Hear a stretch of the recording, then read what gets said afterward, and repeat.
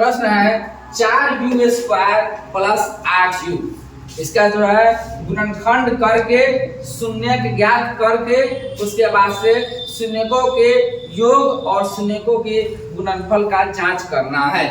तो अब यहाँ हम देखेंगे कि 4u² plus 8u, 4u² plus 8u, इसमें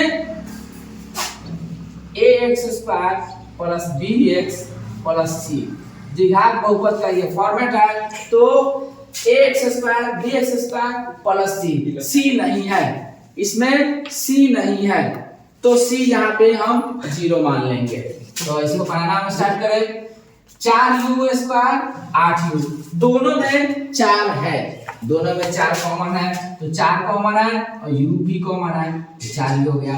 और ये u प्लस 4 गुना 8 हो गया। अब क्या करेंगे, यहीं पे इस दोनों को अलग अलग शून्य निकालेंगे। 4u बराबर 0, तो u बराबर 0/4 यानी कि u बराबर 0, u प्लस 2 बराबर 0, तो u बराबर -2 यानी कि u का वैल्यू आया 0 और -2। ये हल हो गया। अब इसमें क्या कि जांच करना है, इसको जांच पर स्टार्ट करेंगे। u का वैल्यू आ गया 2 शून्य 0 और -2 यानी कि अल्फा 0 बीटा -2। ये हल था हमारा, हल लिख दिया। जांच में क्वेश्चन है 4u² प्लस 8u, तो इसका a का वैल्यू हो गया 4, b का वैल्यू 8 और c नहीं है तो 0। अल्फा हो गया 0 और बीटा हो गया -2। अब इधर हम क्या करेंगे, अल्फा प्लस बीटा बराबर -b/a।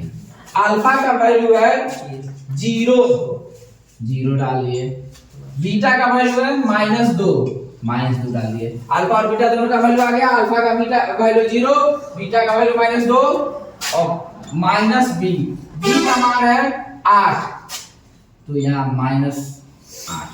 a का मान देखेंगे, a का मान 4 है, तो a का मान यहाँ 4 लिख दिए। अब ये 0 है, अब प्लस है -2 है, तो प्लस -2 और ये 4 गुना 8 ये आ गया। फिर हम अल्फा गुने बीटा का वैल्यू निकालेंगे, c/a। अल्फा का वैल्यू 0, बीटा का वैल्यू -2, c का मान 0, a का मान 4, तो हो जाएगा 0 -2 से गुणा करेंगे 0 और 0/4 है 0। ये दोनों क्लियर हो गया, ये कंफर्म हो गया। इसमें सबसे मुख्य बात ये है कि 4u² प्लस 8u, c का मान नहीं है। इस तरह से आगे और भी क्वेश्चंस आएंगे जिसमें b का ही मान न होगा, डायरेक्ट 4u² प्लस 8u ना करके प्लस में करके सिर्फ 8 दे दिया, या फिर b का मान नहीं होगा, सीधे ax² प्लस bx ना करके बराबर प्लस में के बाद c होगा।